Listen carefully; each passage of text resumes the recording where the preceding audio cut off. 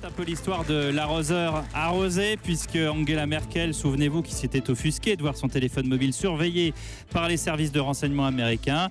Voilà qu'on apprend que l'Allemagne a espionné de hauts fonctionnaires français de la Commission européenne pour le compte, tenez-vous bien, de la NSA, la très secrète agence de renseignement US. C'est en tout cas ce que rapporte le journal Süddeutsche Zeitung, en précisant qu'un espionnage industriel n'a pu avoir lieu que dans des cas isolés. Bonjour Philippe Ayez. Bonjour. Vous êtes ancien directeur adjoint de renseignement à la DGSE, responsable des études sur les politiques du renseignement à Sciences Po, et vous êtes co-auteur de Renseigner les démocraties, renseigner en démocratie, un livre publié chez Odile Jacob. Vous, comment est-ce que vous le comprenez, cet espionnage-là ?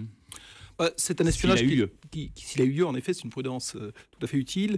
C'est un espionnage qui n'est pas totalement nouveau. Depuis que l'espionnage existe, une certaine forme de duplicité peut exister, et donc des affaires d'espionnage entre alliés, friendly spies en anglais, il y en a toutes les décennies au moins. Mais c'est pas ce qu'on fait entre amis, pour reprendre la phrase d'Angela Merkel. Oui, mais Mme Merkel, visiblement, n'a pas encore eu toute son éducation au renseignement.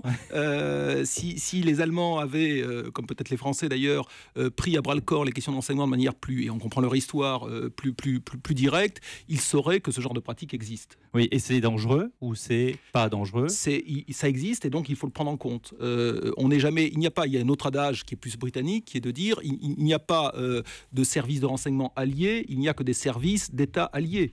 Donc il y a des coopérations, et c'est peut-être ça le plus important, qui sont très fortes entre les services de renseignement, notamment dans le cadre de la lutte antiterroriste. Elles ont explosé quantitativement, ces coopérations. Elles posent des problèmes. On sait qu'on a dû travailler avec des services d'État qui étaient peu démocratiques. Bon, mais par ailleurs, cette coopération, elle doit être encadrée et pilotée, et c'est ça le problème. Avant de donner la parole à nos auditeurs qui nous appellent et qui sont là en studio, juste une question technique.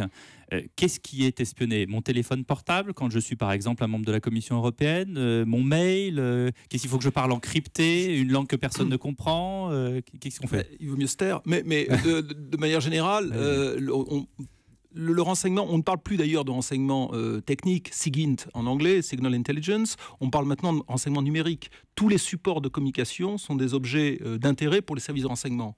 Et donc, toute forme de trafic, si j'ose dire, par même Internet... les SMS, Oui, bien sûr, tout est d'intérêt, parce que toutes les menaces peuvent se nicher dans ces vecteurs.